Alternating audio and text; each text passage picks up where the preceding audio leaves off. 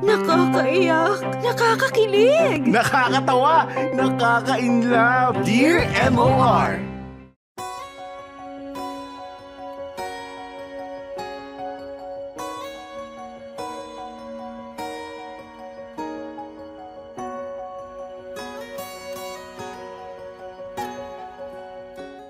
Dear MOR, a blessed afternoon sa inyo, Popoy at Bea. My name is Gidget, 37 years old, and I'm currently living dito sa San Bernardino, California. Tubong Alaminos ako at halos lahat ng mga mahal ko sa buhay ay doon nakatira. Nalipat lang ako dito sa California dahil na rin sa hirap ng buhay. Popoy at Bea, pinalaki ako ng aking Papa George nang mag-isa lang siya. Maaga kasing nawala ang aking mama, kaya lumaki kami magkakapatid na talagang malapit na malapit sa aming papa. Panganay ako sa 4 na magkakapatid and only girl lang din ako. Kaya nga bata pa lang ako ramdam na ramdam ko na ang paghihigpit sa akin ng papa ko. Popoy at Bea, just to be clear ha, hindi ako nagrereklamo. Ganun lang talaga magpakita ng pagmamahal ang Papa George ko. Ako ang panganay, pero ako ang pinaka na baby sa aming magkakapatid. Lahat ng kailangan ko, binibigay agad ng Papa sa akin. Kapag may lakad ako kasama ng barkada ko, basta nagpaalam ako ng maayos at sinabi ko kung anong oras ako uuwi, pinapayagan naman ako agad. Popoy at Bea, bilang todo bantay nga ang Papa ko sa akin, at pati na rin ang mga nakababata kong mga kapatid, talagang nahirapan akong magkaroon ng boyfriend.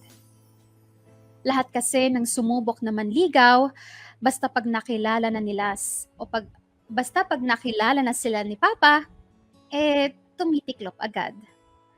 Lagi na lang sinasabi sa akin ng Papa ko na kung sa kanila pa lang hindi na sila makalusot, hindi nila deserve na sagutin ko sila. Popoy at Bea, dito na nga papasok sa eksena si Martin. Nagkakilala kami noong nakalipat na nga ako sa California. Una kami nagkita sa isang local restaurant na pinuntahan ko kasama ng iba pang Pinoy na nakilala ko sa California. African-American itong si Martin. Matagal na ang family niya dito sa San Bernardino. Bata pa lang talaga siya, dito na sila sa California nakatira.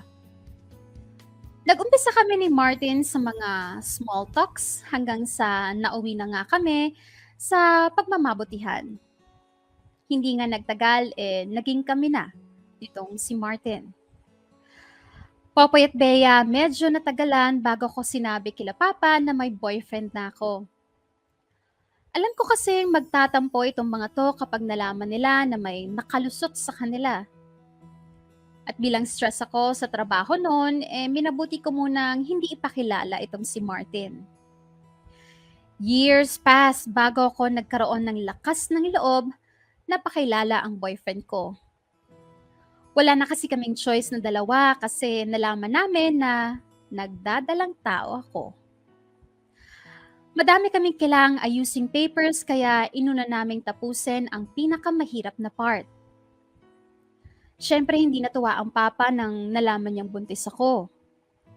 Pero mas hindi siya natuwa dahil naglihim ako sa kanya. Popoy at Bea, dito naman ako talagang napahanga ni Martin. Nung magkausap sila ni Papa sa video call, nangako itong pananagutan niya ako kahit na anong mangyari. Pakakasalan niya daw ako kasi ito ang gusto niyang mangyari. Pakakasalan niya ako kasi mahal na mahal niya ako.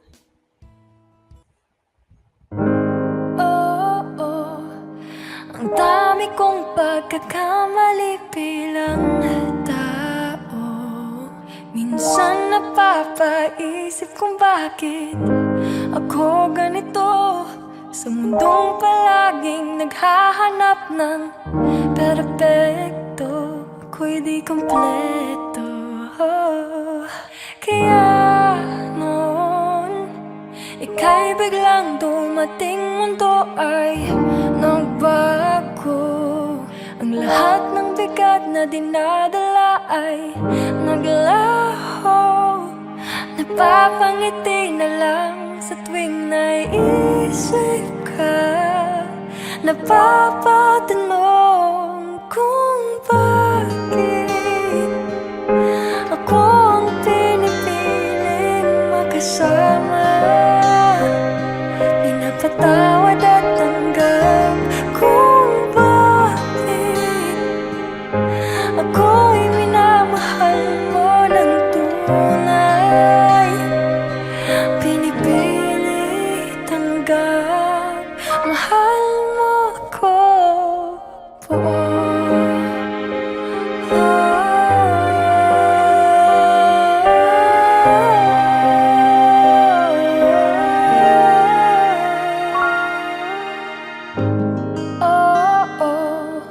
Ang dami mong pagkakamali bilang tao, pero hindi ko kailangan ng perfecto.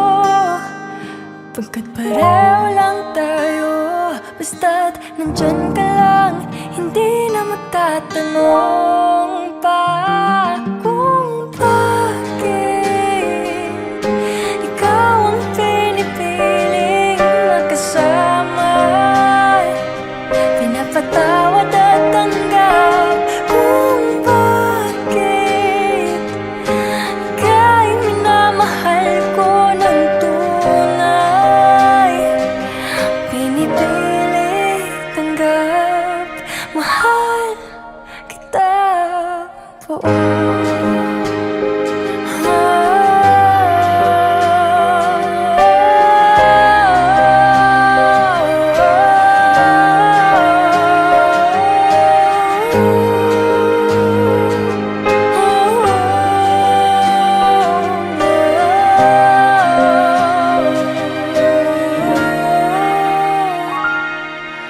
Ikaw ang tanging pinipiling magkasama.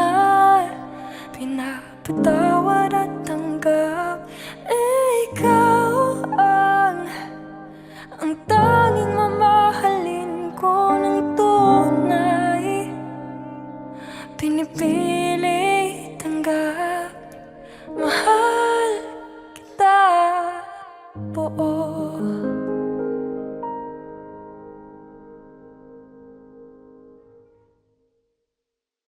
Dear M.O.R. Ang mga kwento ng puso mo.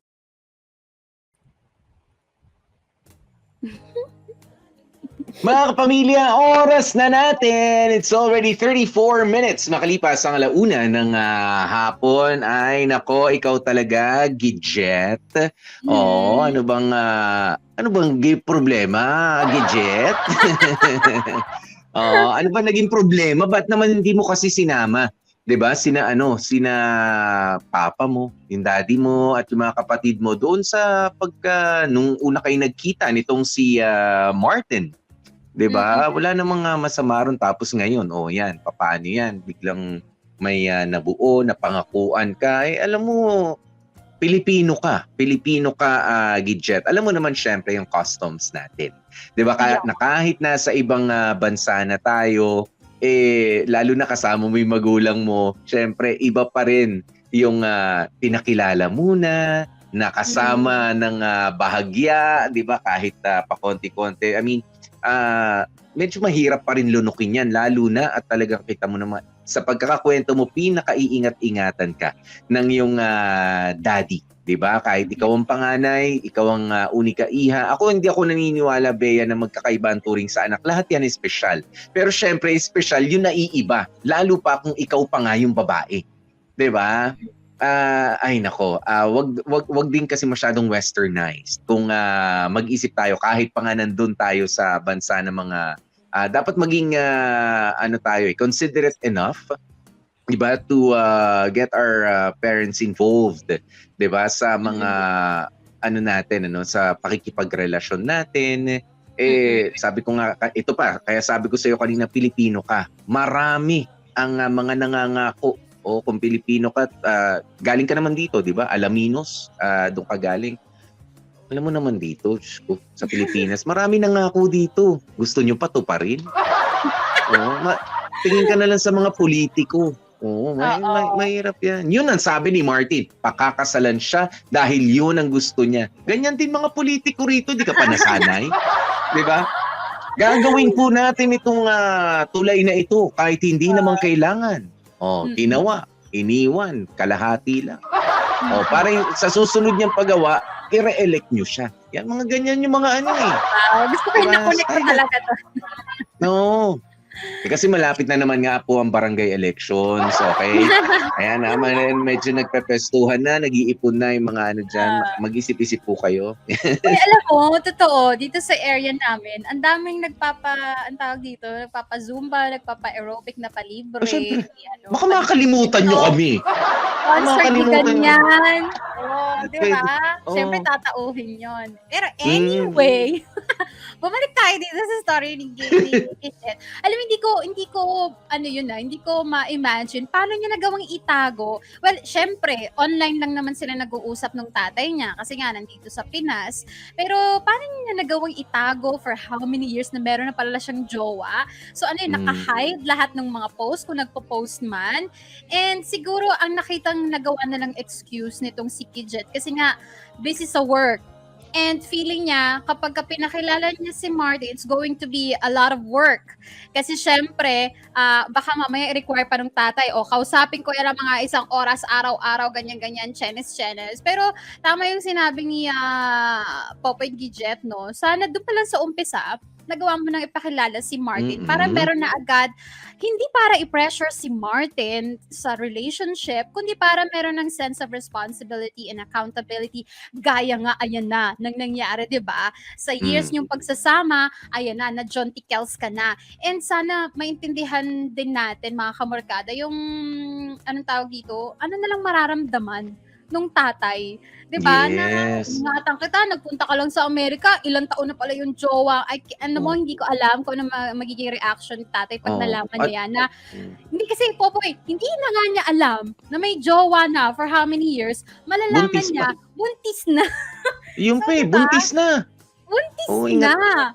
Hindi mo pwedeng itago yan, Gidget, sa pudrakels mo. One way or another, kailangan masabi mo talaga yan sa pudrakels mo.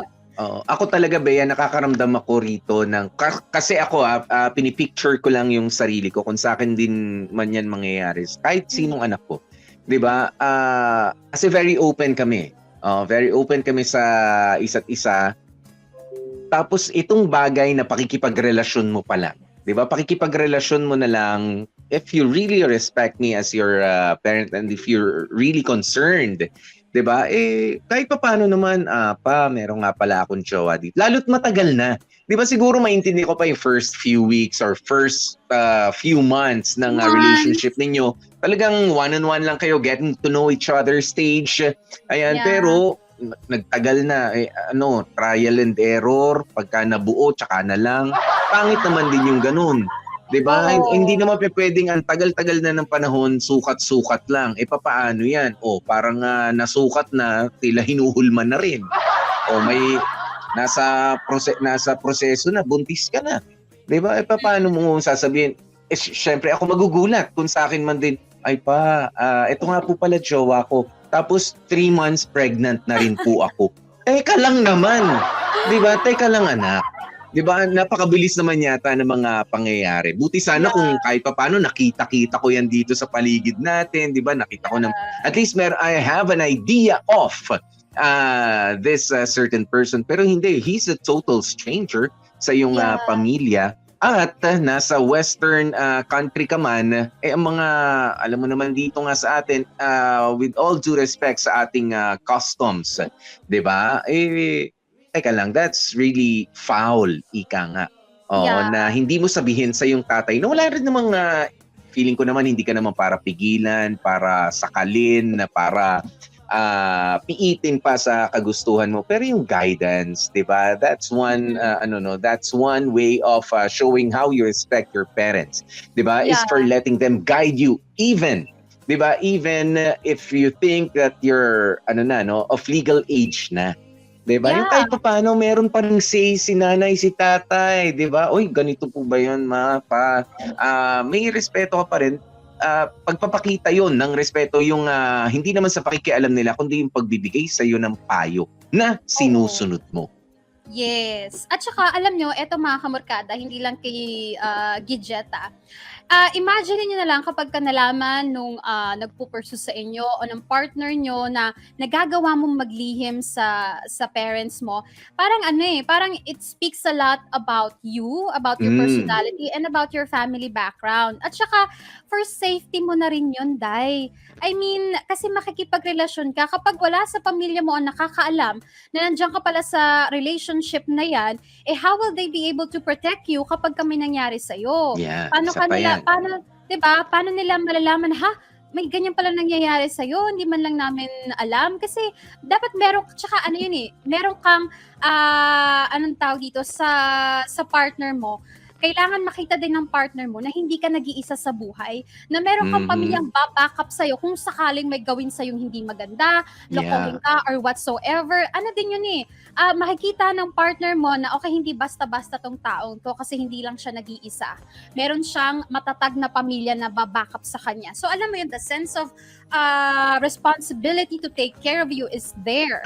Alam mo yun, buti na lang talaga, Popoy, no? Buti na lang talaga itong nakilala ni Gidget, mabuting tao. Kasi ayan nga, na Junticles.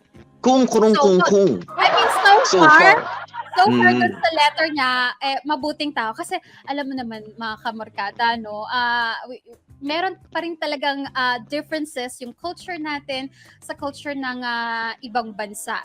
Sa kanila kasi o kahit hindi pa sa kultura, Bea, sa ugali na lamang din talaga ng tao. Diba?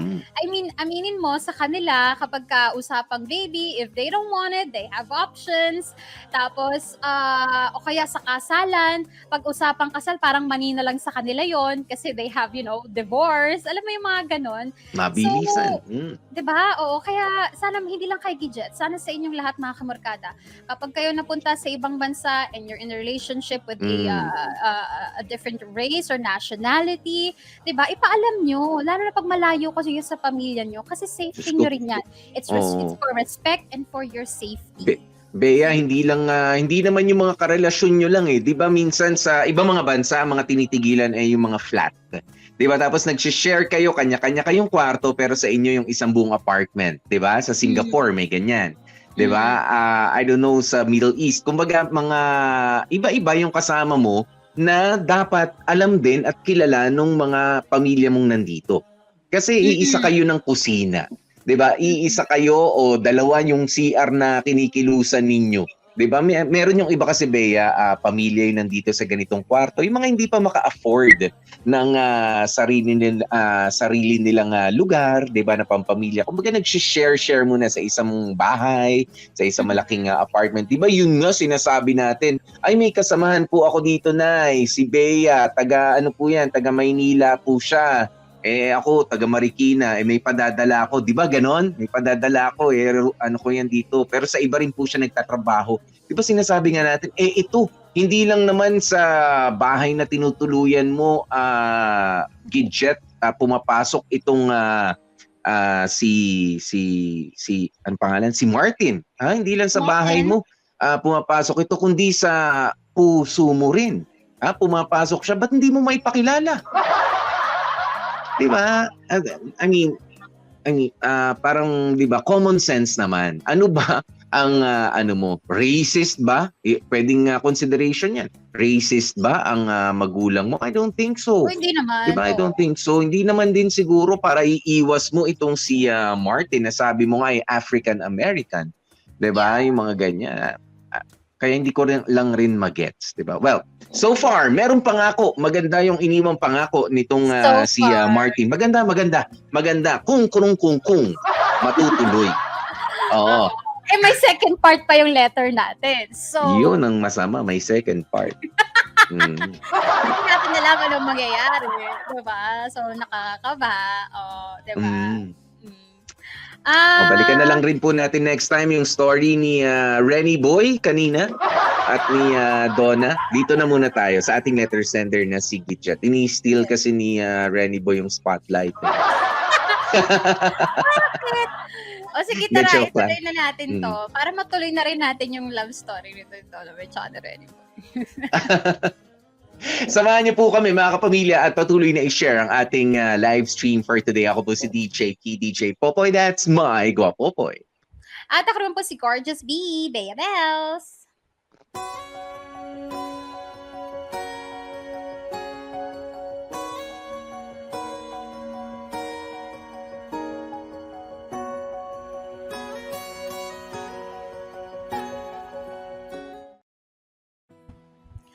Popoy at Bea, after going through a lot of paperworks, ay kinasal na nga kami ni Martin. Masasabi ko talaga na I've never been happier. Madalang ka kasi makakakita ng taong talagang magka-compliment sa personality mo. He would raise me up kapag down na down ako, and vice versa. I could not ask for a better partner, Popoy at Bea. At honestly, almost perfect na sana ang kasal namin ni Martin. I say almost kasi walang naka-attend sa mga kapamilya ko since nasa US nga ko at medyo mahal ang pamasahe. Luckily, very supportive ang family ni Martin and they really helped me out. Sila ang nag-asikaso ng lahat ng patungkol sa kasal habang busy kami ni Martin sa mga fina-file na documents. Popoy at Bea, alam ko na medyo naitsupwera ang family ko. Lalo na ang papa pagdating sa kasal ko. Kaya nga noong naayos na namin ang lahat, agad kami nagplano ng uwi sa Pilipinas.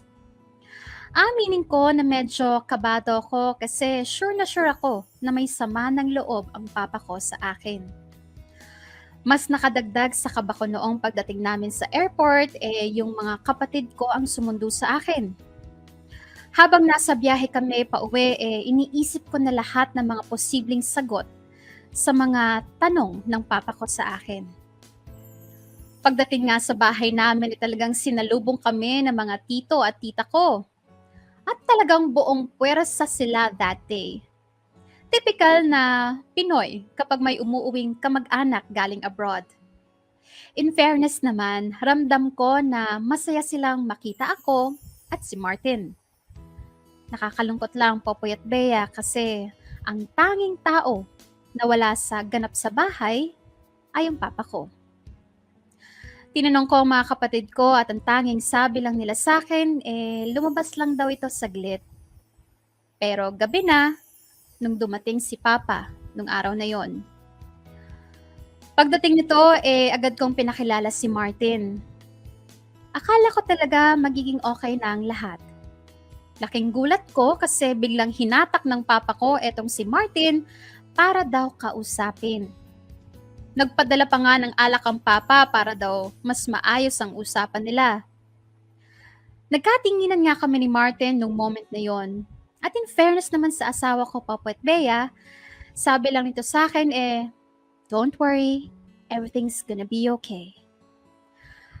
Popoy at Bea, matagal-tagal na nag-usap si Papa at si Martin. Inutusan ko na yung mga utol ko na bantay-bantayan yung dalawa. Nagulat na lang kami nang biglang nagtatawanan na lang ang dalawa sa labas. Nung sinilip ko sila, napangiti ako sa nakita ko. Si Papa at si Martin, masayang nag-uusap. Nung matapos ang inuman, iniyakap ako ng papa ko at sinabi sa akin na tiwala ako, anak. Bago siya nagpahinga. Napatingin ako kay Martin. Siyempre kailangan ko malaman yung mga detalye. Sinabi lang ito sa akin na pinaalam lang niya sa papa na hindi niya ako pababayaan. Namamahalin daw niya ako ng sobra-sobra. Aminin ko, kinilig ako ng malala. Medyo napaisip din kung ito ba talaga yung sinabi niya sa papa ko o binobola lang niya ako. After nga ng pag-uusap na yon ni Papa at ni Martin, mas naging welcoming na si Papa. Mas hirap pa akong hatakin si Martin papalayo sa papa ko. ganun sila naging ka-close agad. Popoy at Bea, kapag talaga nahanap mo ang tamang tao, halos lahat ng problema mo maglalaho na lang bigla. Nakakatawa man sabihin, pero talagang nagliwanag ang lahat. Sa ngayon, masaya kaming mag-asawa, nag-aalaga ng anak. Si Papa naman, nakapagbakasyon na dito sa amin. Ganun pa rin siya, nakikipag-agawan pa rin sa attention ni Martin. Hanggang dito na lamang muna ang kwento ko, Popoy at Bea. Sana ay may natutunan ng mga nakikinig at nanunood sa munting kwento kong ito. Maraming salamat at more power. Lubos na gumagalang, Gidget.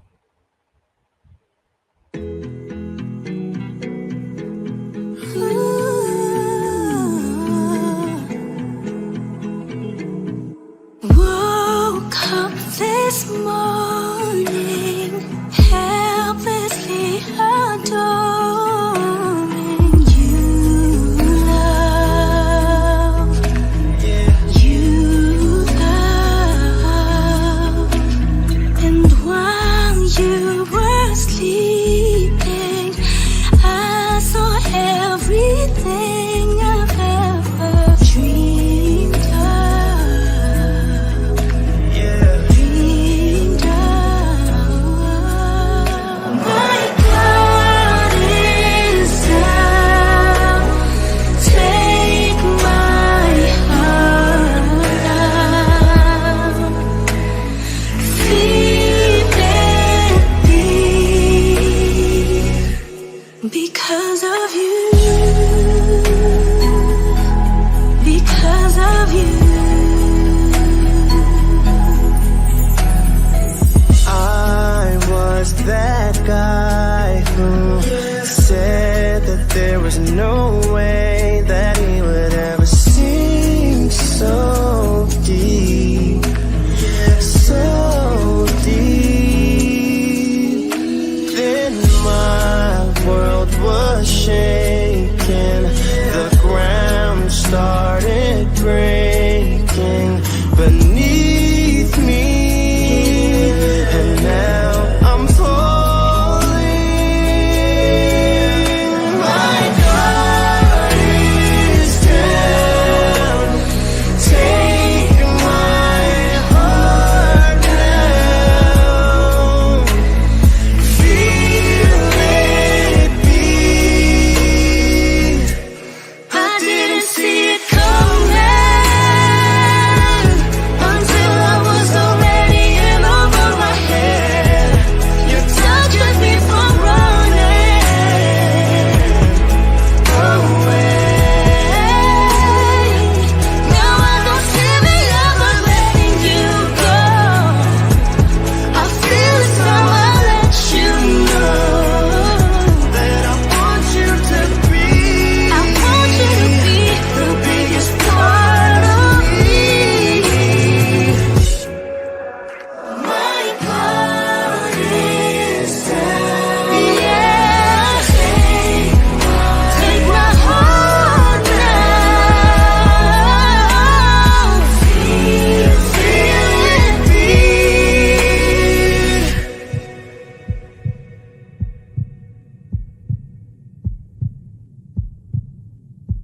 Because of you.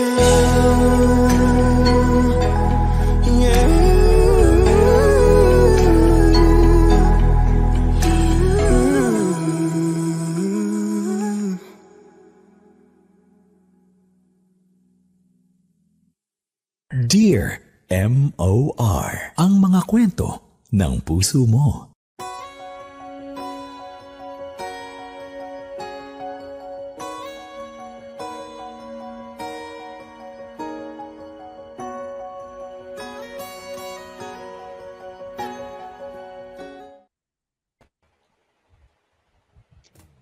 Hi, mga kapamilya. Oras na oras na natin 5 minutes bago mag-alas 2 ng hapon. Ay, ang sarap ng Monday. Walang away na nangyari, walang Walang kasuhan, walang iyakan, pero merong kinabahan. 'Di ba? Merong kinabahan, pero napalitan din naman, Bea. Napalitan din naman ng kaligayahan sa bandang huli. Congratulations to Gidget and Martin, 'di ba? Sana, 'di ba ay makatagpo rin kayo sa mga katulad ni Gidget ng totoong tao na katulad ni Martin. Pero para sa akin ang aral dito, kung yung ibang tao ay kayang magpakatotoo sa iyo at humarap sa mga magulang mo, bakit ikaw na nagmamahal doon sa taong iyon, 'di ba? Kung talagang tiwala ka sa kanya, bakit hindi mo rin muna iharap sa mga magulang mo?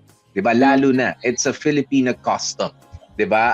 Para sa akin, custom man 'yan, nakasanayan natin, or hindi, mainam na rin. Sabi nga ni Bea, mainam na rin na meron talagang iba pang nakakakilala at nakakakilatis, 'di ba? Yes. Doon sa karakter ng tao na pinipili mong makasama habang buhay. After all, sino ba ang mga magiging tagapagtanggol mo? 'Di ba? Kung maayos naman ang pamilya mo, sila in the end. Ano't ano man ang mangyari. 'Di ba? Maging mabait man pero mawala o kailanganing umalis ng partner mo, kanino ka hingi ng suporta? Sa pamilya mo. 'Di ba? Ganoon naman 'yun eh.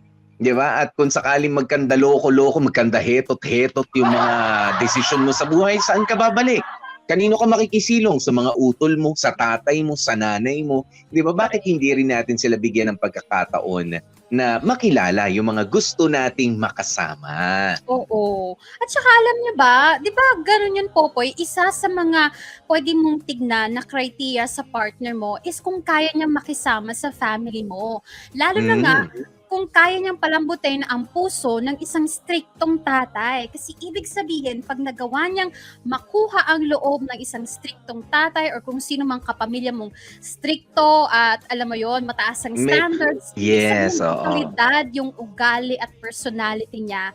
Meron siyang, anong tawag dito, meron siyang gusto rin niya yung ginagawa niya na makuha din yung loob ng family mo kasi ganun kanya kamahal. Dapat tingnan nyo rin yan, mga kamorkada. Dapat isa yan sa mga criteria na dapat yung makita when in finding a partner. Yung kaya at gusto as in yung open sa heart nila na kunin talaga ang loob at makisama sa family mo. Makisama. That's Oo. right. Kasi Makisama. kapag kayan, pag nakita na ay stricto yung parents, gusto pang ilayo ka, naku, red flag yan. 'Di ba? Dapat yung talaga, hindi lang ikaw yung ipupursue, kundi yung buong family mo. Kasi Yes. hindi naman porket, kayo lang naman talaga ang nasa relationship, pero hindi mo rin pwedeng i-cut ties yung family mo sa buhay mo, 'di ba? Ganon kasi tayo mga Yes. Pilipino. And sana na-appreciate At syempre, natin yung mga kabarkada. maidagdag lang rin natin, Bea, no? Yung, syempre, tayo bilang mga Pilipino, sana naman, wag naman porke, kumikita ng dolyares o mas malaking halaga ng pera yung jowa o nanliligaw sa mga anak-anak natin, wag din naman tayo yung bigay todo. 'Di ba, na kahit na bastos yung may pagkabastos yung karelasyon ng anak ninyo, kasi ako alam mo, Bea, no? We have a family friend, 'di ba, na umuwi raw, ganyan, nakapangasawa abroad, ayan, tapos nung umuwi dito at inimbita kami sa kanilang bahay, nandun yung jowa niyang Amerikano rin, ganyan. May pagkasuplado may pagkasuplado si Sir. Ayan, babae yung yung Pilipina. And then wina-warningan kami, uy, wag niyo na lang siya masyadong pansinin na medyo talaga yan medyo masungit, medyo ganito, medyo ganito. Sabi ko, ang dami naman niyang hindi pwede. Sabi ko, sige, saglit lang rin naman kami. Ikaw naman ang gusto namin makita, hindi ko naman siya gusto makita. Excuse me, hindi naman nagkakalayo yung kutis at itsura namin. May dugong Amerikano rin ako. Pati sa sukat, pati sa size ng katawan ko. Mala Amerikano rin. Kaya, wag naman nating tignan rin yung mga sarili natin na secondary citizens. Okay? Yeah. Ayan, sila yung mas superior sa atin. Minsan kasi may mga ganyan na mga magulang kahit na medyo walang modo yung ay naku, sige na ko ganyan sa kanila binabastos ka na bilang magulang nung yung anak mo, nakikita mong nababastos, hindi ganyan talaga no, of course not. may mga puti, may mga ano na mga kaibigan, yung mga kamag-anak natin, 'di ba, na maayos naman sila makipag-usap, 'di ba? On the same level lang kayo. Walang superior, walang inferior na race. 'Di ba? Medyo kapag lalo na kapag nakikituloy sa inyo, ganyan, ganun yung ugali. Medyo kuy daw kayo. Oh, ay ayun. No, parang Kasi- nung mga sumunod tuloy na invitation sa amin, Bea, ay nandiyan yung asawa mo. Sige. Masaya pa naman kasama nun si ano. Ay, kaya sasabihin niyo pa. Masaya pa naman yung kasama pero piit na piit Pero, dahil daw kamusta ganun yung sila? asawa niya, ganyan yung Okay ano. naman. So far. Okay naman sila. Okay naman sila. Okay. Totoo yun kasi, Pero ayoko nung ganun eh. oo. I mean, kung ganun kayo, tratuhin nun, Hmm. paano pa pag dun sa asawa niya? Paano pag nag-away sila? Di lalabas din yung ugali niyang ganun. Kasi di ba Oo. po tayo, ito totoo mga kamarkada, pansin niyo tayo, magaling tayo mag-adjust. Tayo talaga ang nauuna mag-adjust kapag usually kapag may nasa ibang bansa tayo or may mga kasama tayong foreigner, ang talagang iniisip natin is yung welfare nila una sa lahat. Mhm. So, sana kapag hahanap kayo ng partner, lalo na kapag ibang lahi, dapat ganun din. Yung matuto ding, alam mo, yung mag-adjust sa atin, hindi naman natin babaguhin yung kinalakihan niya whatsoever, pero alam mo yung Yeah. matutong makisama. Kasi pag hindi, pag selfish na, ganito ako so tanggapin nila akong ganito. Well, that's a red flag. Diba? Yes, hindi. Oo, tignan natin. kung Meron saan mga ako pwedeng hindi- palusutin, pero meron mga pwede rin naman baguhin. Oo, lalo na kapag medyo anong tawag mo ron sa mga taong yung mga aristokrato yung dating, 'di ba? Mga aristocrats yung datingan dahil Philippines is a third world country and ganito lang kayo. I know. No way, sir. No way, Joe. Oo. This conversation is ended. Ganun ako kapag medyo mahangin yung kausap ko. Hindi ko pwede. Mas maraming bagyo dito sa Pilipinas. At isa ako dun. Tumayabang ka. Oo. Ayan. Pero kasi ayoko lang na yung para bang giliw na giliw tayo. Giliw na giliw yung ibang mga magulang, yung mga kamag-anak, inuutos-utusan na lamang sila ng kanilang mga brother or mostly brother-in-laws, na brothers-in-law na taga-ibang bansa. Parang saludong-saludo, parang sukong-suko, tamang-tama. Kahit mali na yung ginagawa, no. Huwag ganun. Huwag ganun. Bigyan natin respeto yung kapatid natin na pangasawa niya. Okay? Mas doon tayo tumingin. Basa tayo ng mga comment, Popoy. Sabi ni sabi ni Seryo, kasi sabi kanina ni Gidget, pag nahanap mo daw talaga yung tamang tao, ano tawag dito, parang mawawala daw lahat ng problema mo. Kaya sabi ni Seryo. So kaya ba feeling ko ngayon ang dami kong problema dahil hindi ko pa siya nahahanap. I don't know. At alam mo ba, tinanong ko nga, kamusta ba yung kay Bayaw? Kasi yun yung huling balita ko 'di ba? So kamusta na? Charot. Sabi ni Gail, I won't allow may mambastos sa parents ko. That is so true, Yes. Gail. Oo naman. Ilagay natin Alam mo, yung ito, standards natin. Pista ni ngayon San Isidro Labrador. Marami at Philippines being an agricultural land o country, maraming mga San Isidro Labrador ang ngayon nag-fiesta. Happy fiesta po, May 15. Sa mga nag-celebrate, ayan yung mga taga Victoria, Laguna. Ayan, tama ba? Sa Laguna ba to? Jenny Parker. Happy fiesta po sa inyo dito sa amin sa Marikina, Jesus de la Peña. Ayan, dyan sa may Sapa. Malapit lang rin sa amin dito sa Sapa, dito rin sa hindi na Marikina, Kaintaya yata o Antipolo, I'm not sure. Nasa boundary kasi. Kaya happy fiesta po sa inyo.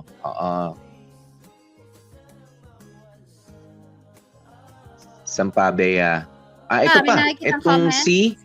si Palsong Bula. Ayan, sa Iriga. Sabi ni Teresa Gray Balanon. Happy fiesta rin. Okay, happy fiesta po, Palsong Bula sa Iriga. Okay? Saan pa? Ito, si Geston Ferrer, being open and transparent with your parents is essential because you hold great value in their lives. When you conceal important things from them, you deny them the opportunity to understand you. Very well said, Geston. Yun yung sinasabi natin, di ba? Pagpapakita pa rin ng paggalang ng respeto nga, yung, these are, yung pagbili mo ng sapatos, pwede mo ng sarilinin yan. Di ba? Okay lang yan. Yung pagbili mo ng damit na gusto mong suotin, bahala ka na dyan. Pero yung mayroong dumating na partner na gusto ka na makasama habang buhay, hindi mo na dapat itago sa parents yan. Okay? Di ba? Ganun yun. Maraming salamat, Geston Ferrer. At happy fiesta rin. Ay, nabasa mo ba to? Advance Happy Fiesta sa Santo Niño Marikina? Sa ano pa yan? Sa January 1. Dito Ay, sa naku, amin Paul. yan Ay, Si naku, Paul. Paul. May Oo, mato si kabarangay. Paul. May Tutuktukan mabating ko yan si fiesta. Paul Paul, wag ka muna magulo. Pwede tayong mga taga Santo Niño, tumawid lang tayo dun sa Ibayo. Oo, sa Jesus de la Peña. Oo, pwede tayong manoro. Kabilang ano yan kabilang Excited si Paul. magkatabi lang yan, Bea. Ilog lang ang pagitan. Pag tumawid tayo, pwede tayong makikain dun. Happy fiesta po. Excited si Paul. Sorry daw. Okay. Ay naku mga kapamilya, maraming salamat. It's 7 minutes makalipas ang 2:00 ng hapon. Thank you, Gidget, sa iyong napakagandang storya na ipinadala rin sa amin. Good luck sa inyo at natutuwa naman kami na sabi nga ng daddy mo, no? Pasado na si Martin. At ano yung term ni daddy niya?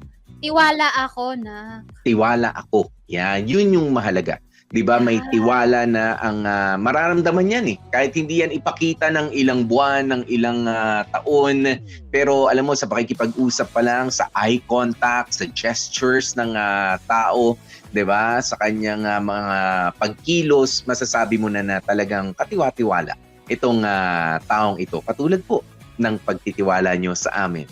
Tingin ko pa lang hindi na magsisinungaling, 'di ba? Ayan, kaya naman, bukas magkita-kita po ulit tayo mga kapamilya dito sa Dear MOR. Nakasama nyo nga po kami. Ako po si DJ PDJ Popoy. That's my Guapopoy. At ako naman po, Gorgeous B. Bea Bells. At syempre, lagi namin paalaala, you stay safe, stay healthy, at kahit ano nga po mangyari, mga ka-family, you stay in love. Ang sarap niyan, ma-in love. And stay happy.